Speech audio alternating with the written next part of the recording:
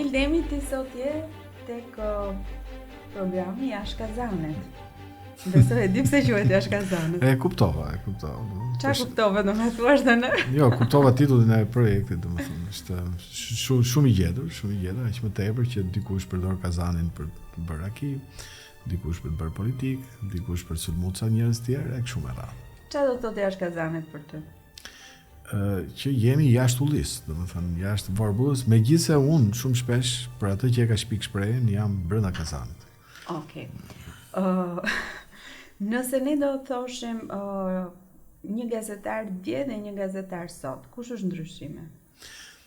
Parimisht nuk do të ketë ndonjë ndryshim të madh. Parimisht po, realisht? Realisht rrezikoj që të bëhem si ai brezi i shkuar që thotë që muzika e brezit të ri nuk funksionon, por në fakt ka një rrezik shumë të madh sot nga dyndja e informacioneve dhe nga dyndja e burimeve. Gjë që do të thotë je shumë më i prirur sot për të rënë pre e fake newsit se sa ke qenë përpara disa vjetësh. Neve dikur në vitet 2000 kur bënim edhe trajnime e konsideronim internetin burim informacioni. Ndërsa tani e konsiderojmë internetin më tepër burim dizinformacioni. Por jemi kaq shumë të fokusuar rreth jetës virtuale sa dhe gazetaria po ndërtohet në jetën virtuale. Dhe shumë shpesh je detyruar për të marrë informacione të sakta të ndjekësh media klasike ose gazetarë të cilët janë klasik dhe nuk e heqin dorë nga mënyra e tyre të shkruajt ose të raportuarit në bazë të parimeve të mirë njohura, siç janë ato të burimeve ndryshme, kryqëzimit të tyre, verifikimit fizik të lajmit, vajtja në vendngjarje, analizimi i vendngjarjes, bërja intervistës sy në sy e kështu me radhë. Kjo e ka vënë gazetarinë e sotme në një rrezik shumë të madh për të qenë e pabesueshme në radh parë dhe në radh dytë për të qenë sipërfaqësore. Ky shoh që është ndryshimi i madh. Ndryshimi tjetër pastaj është çështja kulture e përgjithshme, çështja e intelektualiteti. Që do të thotë?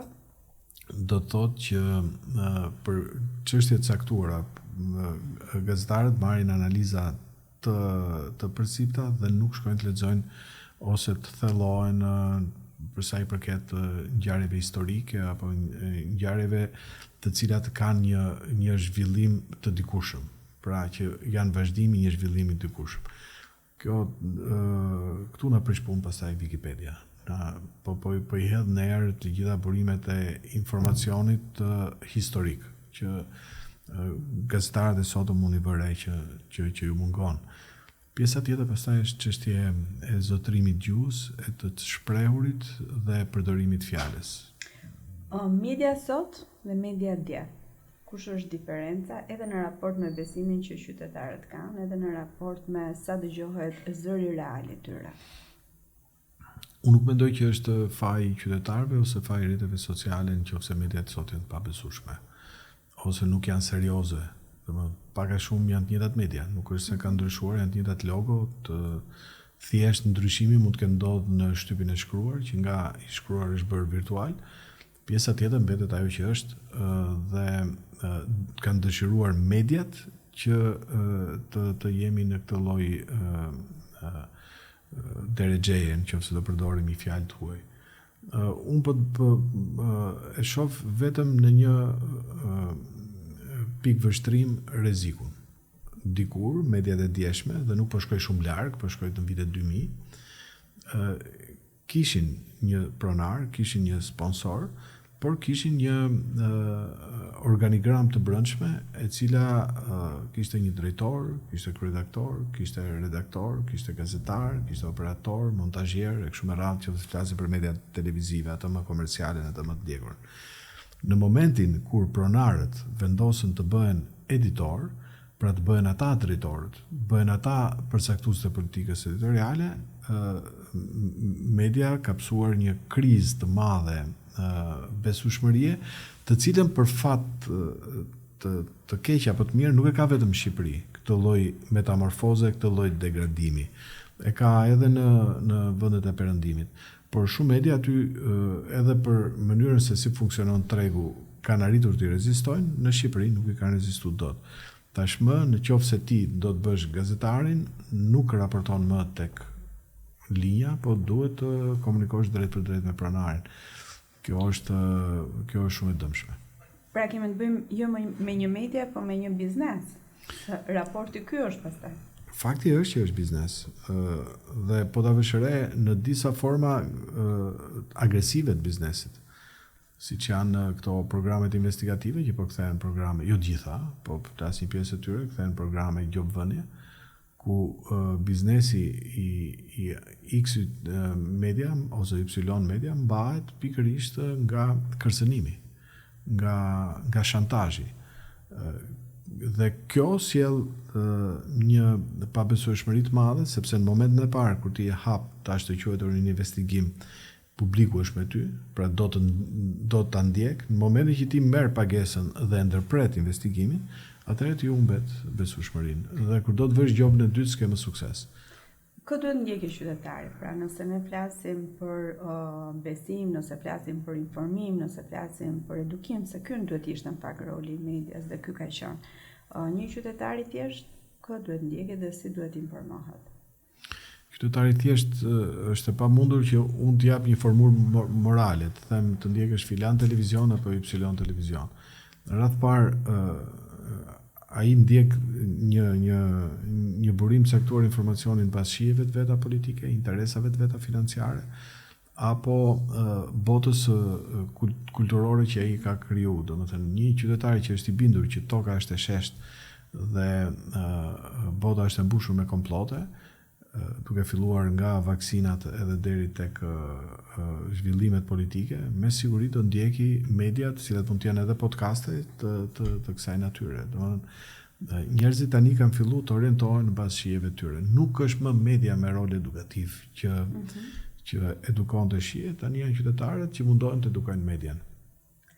Kur ne themi qytetarët që mundohen të edukojnë median, do thotë që ti përgjigjesh ose media ose kompania i përgjigjet çfarë klikohet më shumë, çfarë shihet më shumë, çfarë bëhet më shumë virale, pavarësisht se sa cilësore dhe se sa e rëndësishme është përformimin apo përdorjen zë të një çështje të caktuar? Patyshim, kjo po zbërthehet me programe, kjo po zbërthehet me edicione lajmesh. Jo pa gjas ti shet televizion njerëz që drejtojnë emisionet veçanta, të cilat çalojnë nga mënyra e të folurit. Njerëzit që janë sot drejtuesi, pjesë e tyre nuk e njeh gjuhën, nuk njeh shkrimin, sipas me janë analfabet funksional, por kanë një pamje të jashtme e cila mund të jetë goxha më të rejse.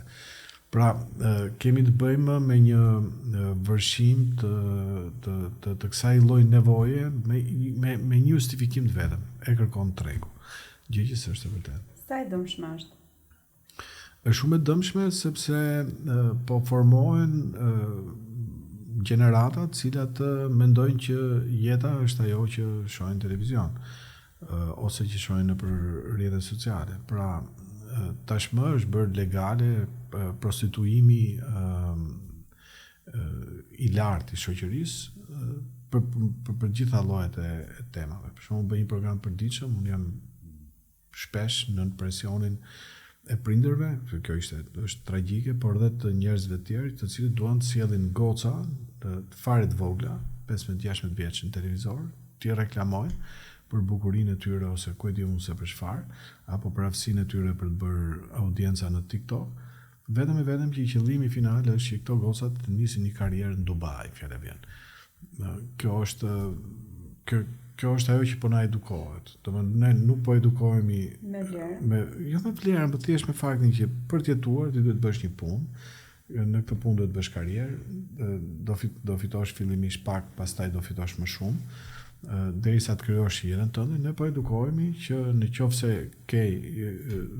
Zoti ka qenë bujar me ty në forma dhe në masë, atëherë ti këtë duhet të kesh ta shfrytëzosh. Kjo është e frikshme. Ndërkohë media është kaq e rëndësishme në pjesën e shfrytëzimit ose në pjesën e informimit, duhet të ishte në fakt, gjatë periudhës së zgjedhjeve, meqense kemi zgjedhjet në 11 maj, si e sheh rolin e televizioneve, po edhe website-eve apo portaleve ndryshme gjatë periudhës së zgjedhjeve, po edhe para periudhës së zgjedhjeve?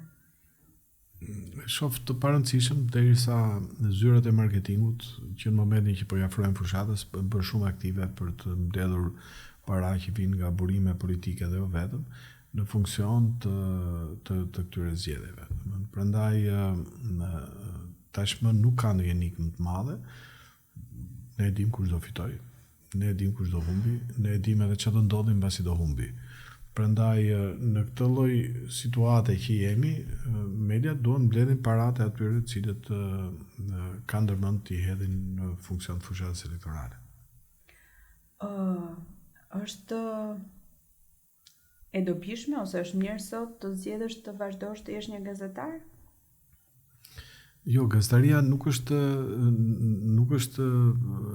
çështje romantike. Gazetaria është çështje profesionit. Unë nuk di të bëj një profesion tjetër në këtë moment që flasim dhe të lija gazetarinë. Padyshim që është një nga profesionet e pakta që ka njeriu që ka një mision. Por tani historia e misioneve është të jetë personale. Qofse nuk do me shit profesionin tënd, nuk është e vërtet që s'ke ku të punosh, ke hapësira, por nuk do jesh imbuluar me para ose me luks që një pjesë e gazetarëve që janë aktualisht sot në treg e kanë realizuar, me mënyra që ata i kanë marrë përsipër me gjithë kostot e tyre. Pra, duhet kuptosh diferencën e misionit dhe të profesionit. Në rastin që ti do ta plotësosh misionin, atëherë profesioni bëhet më i bukur, po më i vështirë. Nëse e lë misionin më një anë, pastaj nuk je duke bërë gazetarin, duke bërë një gjë tjetër. Por për këtë temë nuk jam i specializuar të flas se ç'a ndodh. Këto ishin pak a shumë pyetjet në fakt që doja të bëja. Shumë mirë. Tani futemi në kazan, prapë.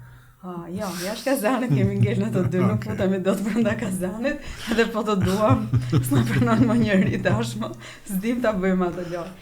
Shumë faleminderit që ishe në Faktoje, edhe shumë faleminderit që je gjithmonë pranë në aktivitete shumë të rëndësishme, por edhe në punën që ti krye. Se bashkë njihemi prej kohësh. Po, unë falenderoj për këtë gjë që s'më ka ardhur. Shumë faleminderit, shihemi në episodin e ardhshëm.